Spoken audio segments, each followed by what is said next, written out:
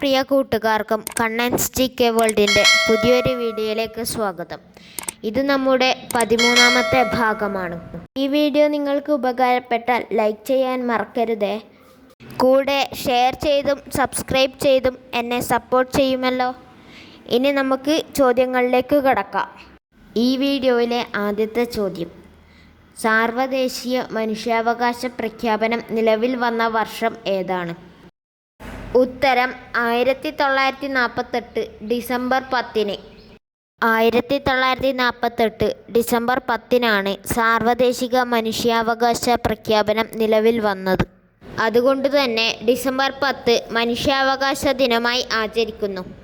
UN ചാർട്ടറിനെ അടിസ്ഥാനമാക്കി ഐക്യരാഷ്ട്രസഭയുടെ പൊതുസഭ അംഗീകരിച്ച മനുഷ്യാവകാശ രേഖയാണ് സർവ്വദേശീയ മനുഷ്യാവകാശ പ്രഖ്യാപനം. എല്ലാ മനുഷ്യരും സ്വതന്ത്രരായി ജനിക്കുന്നു. പദവിയിലും അവകാശത്തിലും തുല്യത പുലർത്തുന്നു. അവർ ബുദ്ധിയും മനസ്സാക്ഷിയും കൊണ്ട് അനുഗ്രഹീതരും പരസ്പര സഹോദര്യം പുലർത്താൻ നിർബന്ധിതരുമാണ്. ഈ പ്രഖ്യാപനത്തിലെ വരികളാണിവ.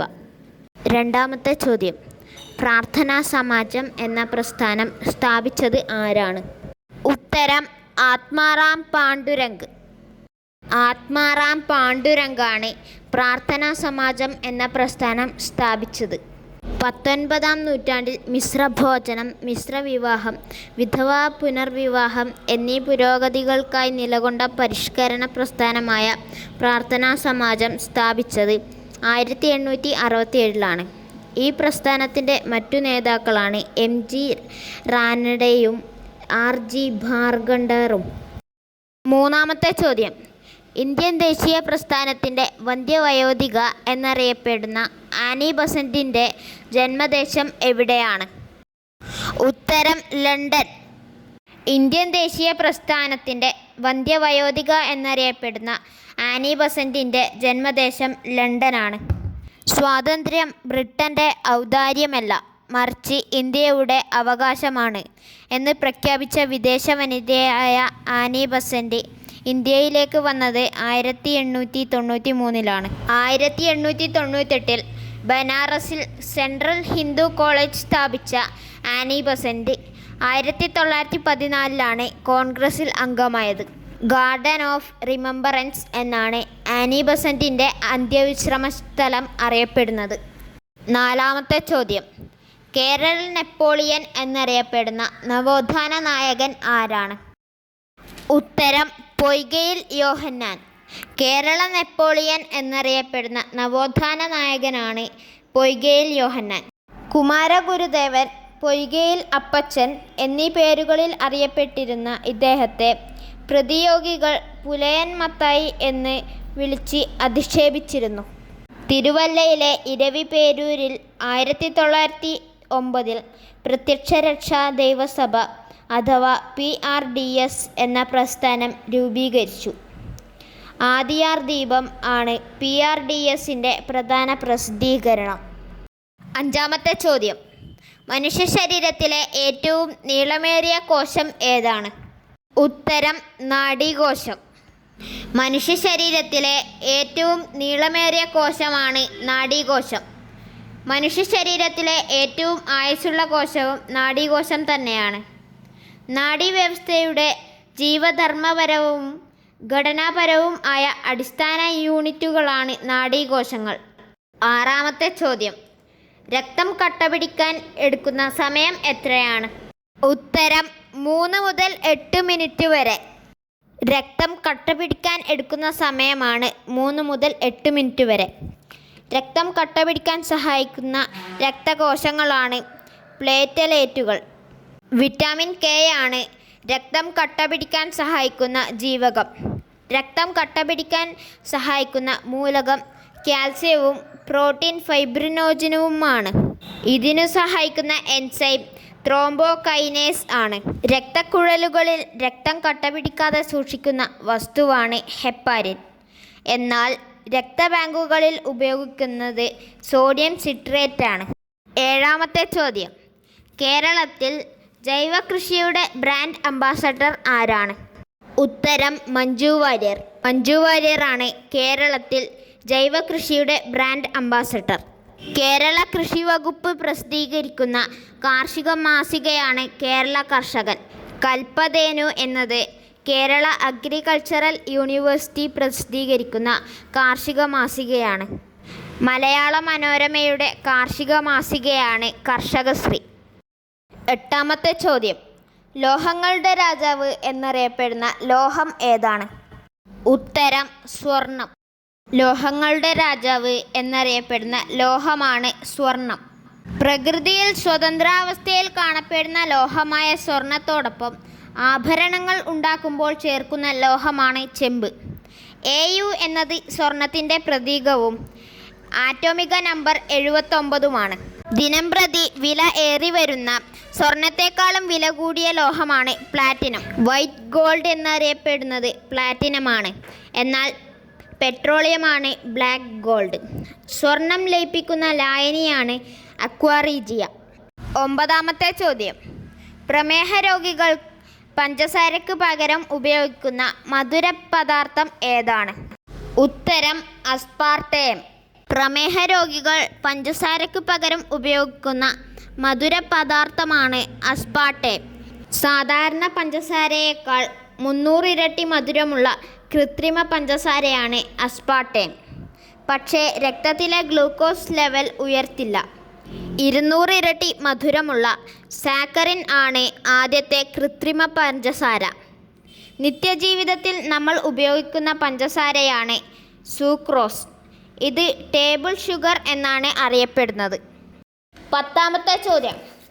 ഭക്ഷണ പദാർത്ഥങ്ങൾക്ക് മണവും രുചിയും കൂട്ടാൻ സാധാരണയായി ഉപയോഗിക്കുന്ന രാസവസ്തു ഏതാണ്? ഉത്തരം അജിനോമോട്ടോ. അജിനോമോട്ടോയാണ് ഭക്ഷണ പദാർത്ഥങ്ങൾക്ക് മണവും രുചിയും കൂട്ടാൻ സാധാരണയായി ഉപയോഗിക്കുന്ന രാസവസ്തു. മോണോസോഡിയം ഗ്ലൂട്ടമേറ്റ് എന്നതാണ് അജിനോമോട്ടോയുടെ ശാസ്ത്രീയ നാമം. അജിനോമോട്ടോ ആദ്യമായി ഉൽപ്പാദിപ്പിച്ചത് കുക്കുനെ ഇക്കേഡ എന്ന ശാസ്ത്രജ്ഞനാണ്.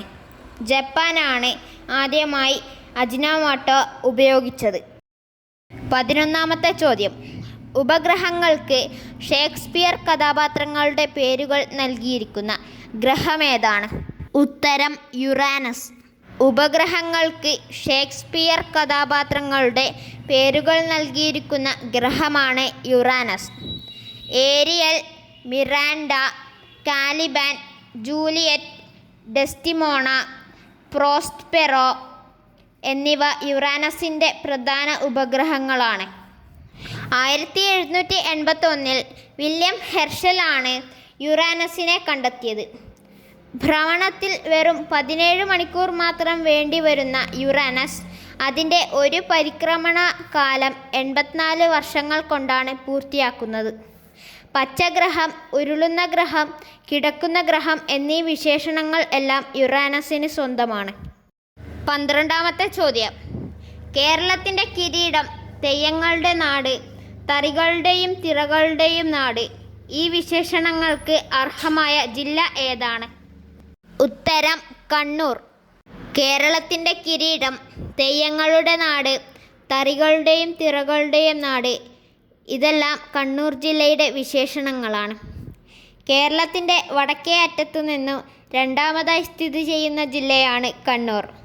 ആസ്ഥാനവും കണ്ണൂർ തന്നെ. വലുപ്പത്തിൻ്റെ കാര്യത്തിൽ കേരളത്തിൽ 5ാം സ്ഥാനത്താണ് കണ്ണൂർ.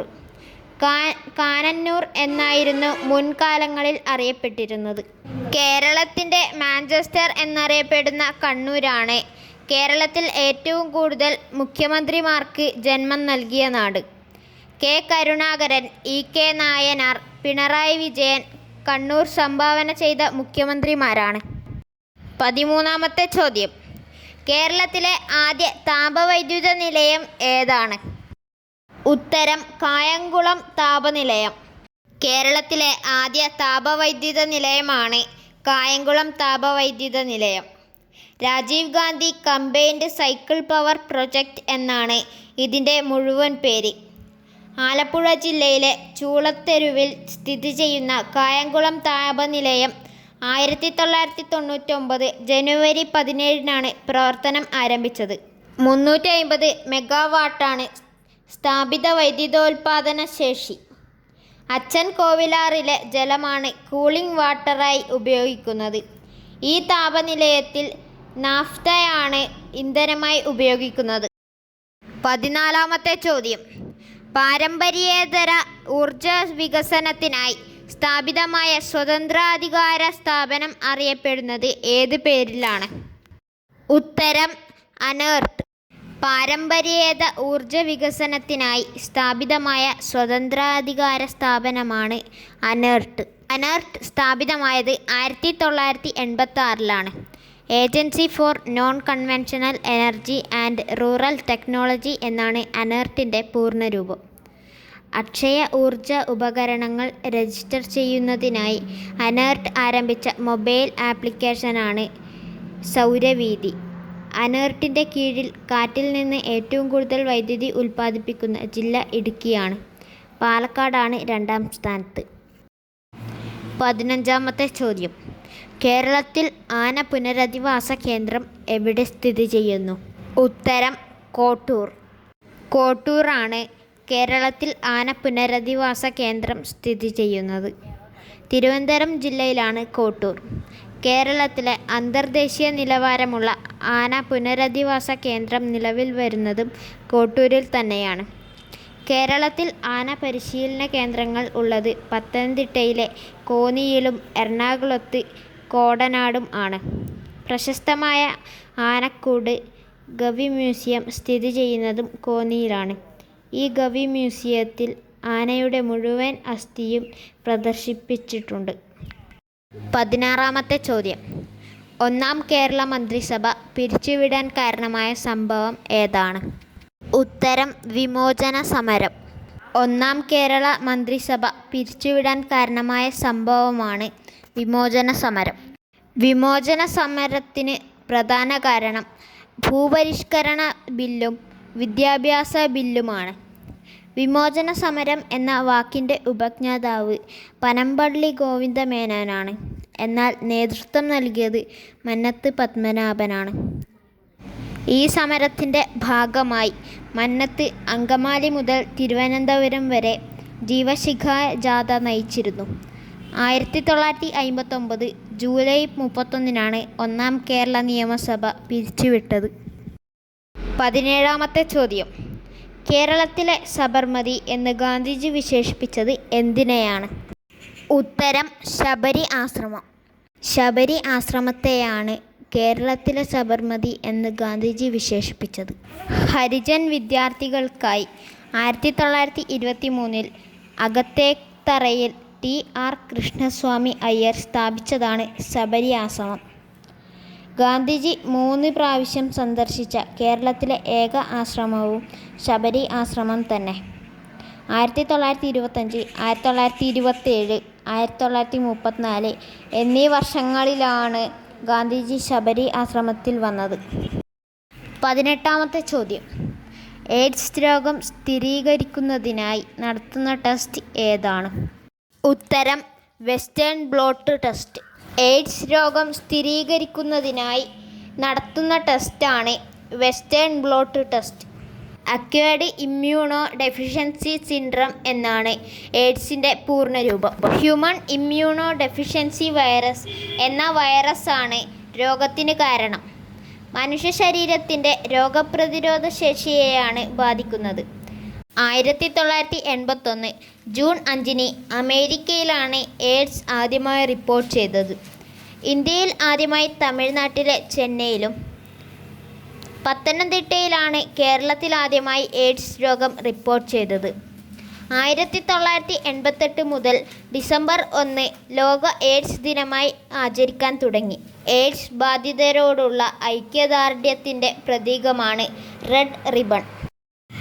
19-ാമത്തെ ചോദ്യം. വനങ്ങളുടെ സംരക്ഷണവുമായി ബന്ധപ്പെട്ട് 1983 കർണാടകത്തിൽ ആരംഭിച്ച പ്രസ്ഥാനം ഏതാണ്? ഉത്തരം അപ്പിക്കോ പ്രസ്ഥാനം. സുന്ദർലാൽ ബഹുഗുണയുടെ പിന്തുണയോടെ അപ്പിക്കോ പ്രസ്ഥാനം രൂപീകരിച്ചത് പാണ്ഡുരംഗ ഹെഗ്ഡെയാണ്. കന്നഡ ഭാഷയിൽ അപ്പിക്കോ എന്ന പദത്തിന് ആലിംഗനം ചെയ്യുക എന്നാണ് അർത്ഥം. ഉത്തര കർണാടകയിൽ തേക്ക് പ്ലാന്റേഷനു വേണ്ടി സാധാരണ മരങ്ങൾ വെട്ടുന്നതിനുള്ള പ്രതിഷേധത്തിൻ്റെ ഭാഗമായി രൂപപ്പെട്ട ഒരു പ്രസ്ഥാനമാണ് അപ്പിക്കോ പ്രസ്ഥാനം. ഈ വീഡിയോയിലെ അവസാനത്തെ ചോദ്യം: 2019 ദേശീയ ചലച്ചിത്ര പുരസ്കാരങ്ങളിൽ മികച്ച ചലച്ചിത്രമായി തിരഞ്ഞെടുക്കപ്പെട്ട സിനിമ ഏതാണ്? ഉത്തരം മരക്കാർ, അറബിക്കടലിൻ്റെ സിംഹം. 2019 ദേശീയ ചലച്ചിത്ര പുരസ്കാരങ്ങളിൽ മികച്ച ചലച്ചിത്രമായി തിരഞ്ഞെടുക്കപ്പെട്ട സിനിമയാണ് കുഞ്ഞാലി മരക്കാർ, അറബിക്കടലിൻ്റെ സിംഹം. മലയാളത്തിൻ്റെ സ്വകാര്യ അഹങ്കാരമായ ശ്രീ പ്രിയദർശൻ സംവിധാനം ചെയ്ത മലയാള ചലച്ചിത്രമാണ് മരക്കാർ, അറബിക്കടലിൻ്റെ സിംഹം. അസുരനിലൂടെ തമിഴ് നടൻ ധനുഷും ബോൺസലയിലൂടെ ഹിന്ദി നടൻ മനോജ് ബാജ്പേയിയും മികച്ച നടന്മാർക്കുള്ള രജതകമലം പങ്കിട്ടു. പങ്ക, മണികർണിക എന്നീ സിനിമകളിലൂടെ കങ്കണ റണൌട്ട് മികച്ച നടിയായി. മികച്ച പുതുമുഖ സംവിധായകനുള്ള പുരസ്കാരം മലയാളിയായ മാത്തുക്കുട്ടി സേവ്യർ നേടി. എല്ലാവർക്കും എൻ്റെ വീഡിയോ ഇഷ്ടപ്പെട്ടു എന്ന് കരുതുന്നു. ഇഷ്ടപ്പെട്ടാൽ ലൈക്ക് ചെയ്യുക, ഷെയർ ചെയ്യുക, സബ്സ്ക്രൈബ് ചെയ്യുക. ഇനി നമുക്ക് അടുത്ത വീഡിയോയിൽ കാണാം. നന്ദി.